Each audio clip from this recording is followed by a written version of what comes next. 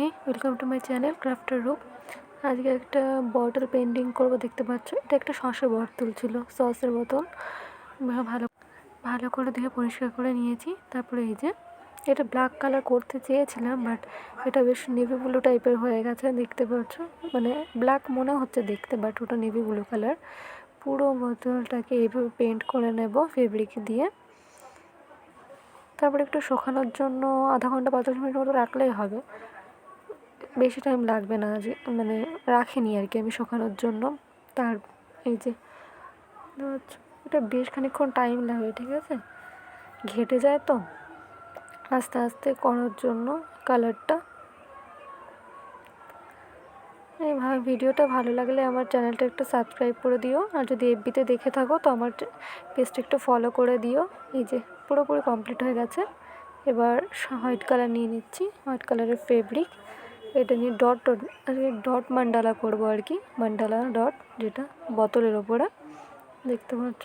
এই যে dot dot দিয়ে নিচ্ছি, দু সাইডে ডট ডট নিয়ে নেব, শেষের দিকটা আর মুখের দিকটাও দেখতে পাচ্ছ। এই যে ডট দিয়ে নিচ্ছি হোয়াইট কালার।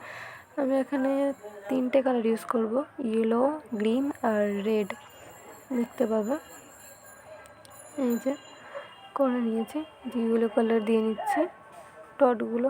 পরে একটু পরে দেখতে পাবে ভালোভাবে দিয়ে নেব। এটা তুলির ব্যাক সাইডে দিচ্ছিলাম তো ছোটো ছোটো হয়ে যাচ্ছিলো, দেখতে ভালো লাগছিল না। তারপরে ভালো করে দিয়ে নিয়েছিলাম, সেটা ভিডিও করা হয়নি, বাট 3টে কালার ইউজ করেছি। এই যে ইয়েলো, গ্রিন আর রেড। এভাবে যে ফেব্রিক ইউজ করে নিচ্ছি। এটা পিঙ্ক আর কি, ফার্স্ট টাইম পিঙ্ক চুজ করেছিলাম, দেখছি ভালো করে ফোটেনি জিনিসটা দেখতে। তারপরে পিঙ্কের বদল করে রেড কালার ইউজ করেছি। রেড কালারটা বেশি ফুটছিল, দেখতে পাবে শেষে ফটোটা যখন দেব, শেষে ফটো দেওয়া আছে, অ্যাটাচ করে দিয়েছি আমি ফটো একটা। এই যে দেখতে পাচ্ছ, বেশি ভালো লাগছে না দেখতে এটা? আরও ব্যাস কমপ্লিট, শেষ, টাটা।